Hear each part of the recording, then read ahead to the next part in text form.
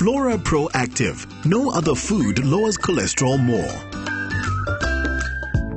People seem to regard carbohydrates as public enemy number one, but they can be a beneficial part of our diet. The key is choosing the correct type of carbohydrate. I'm here with our resident dietitian, Kelly Schroeder, and she's going to show us how to make great meals with good carbs.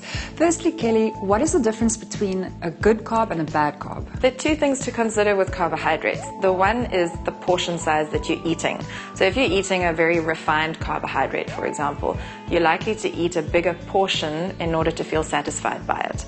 If you're eating an unrefined carbohydrate that still has some fiber and some bulk to it, then you're more likely to be satisfied and eat a better portion and avoid a big blood sugar spike. So what are you going to be making? I'm making rye and buckwheat pancakes. So I'm using whole grain rye flour and whole grain buckwheat flour together instead of wheat flour.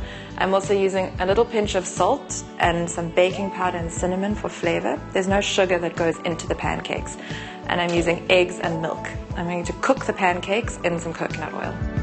So I'll start by separating 2 eggs. You need to put the whites into one dish and the yolks into another dish.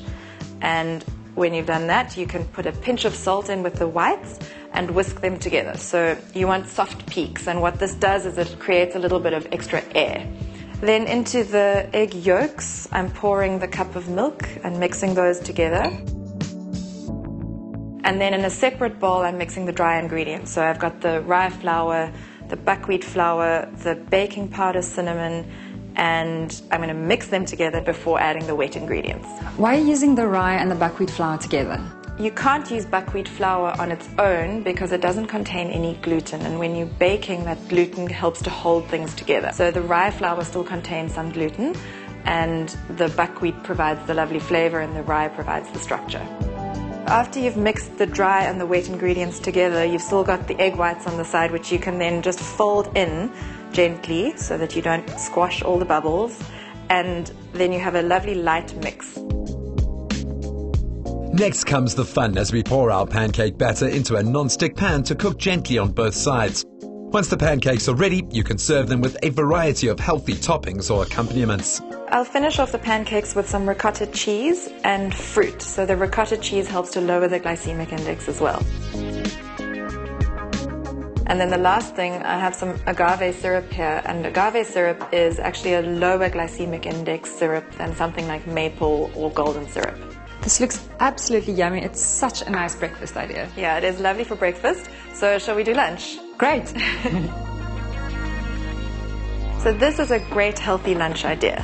I've taken a traditional niçoise salad idea, which is tuna and green beans. It's very French, and I'm adding some good carbohydrates to it. So I'm adding boiled baby potatoes and some white beans. So what makes this a low GI meal? The 2 sources of carbohydrates in the dish are the baby potatoes, which are boiled and then cooled down. So they start out quite low glycemic index, but when you cool them, they get even lower glycemic index.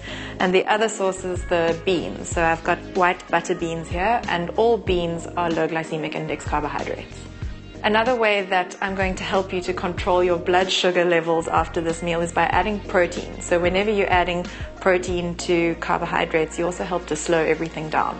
It seems like quite a quick and easy recipe. The dish is nice and easy to assemble. Usually I'd make the salad when I've cooked baby potatoes for dinner the night before, so I'll have some leftovers. So in this bowl I've combined some lettuce, cucumber and tomato. I'll add my steamed green beans and the white butter beans, which are straight out of a can.